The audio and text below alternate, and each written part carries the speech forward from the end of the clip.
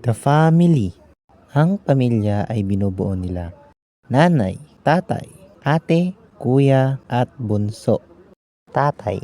Ang tatay ang haligi ng tahanan. Siya yung nagtatrabaho para sa pamilya. Di sila madalas magsalita pero makikita mo sila sa gawa.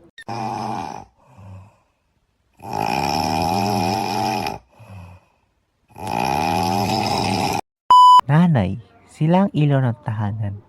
Madalas sila magsalita, madalas sila manermon, pero hindi dahil sa gusto nila, kundi gusto nila mag-guide tayo sa tama. Kuya, sila yung in charge pag wala si tatay.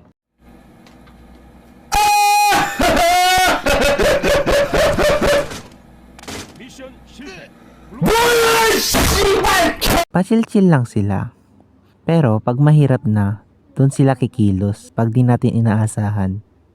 Ate, siya naman yung in charge pag wala si nanay.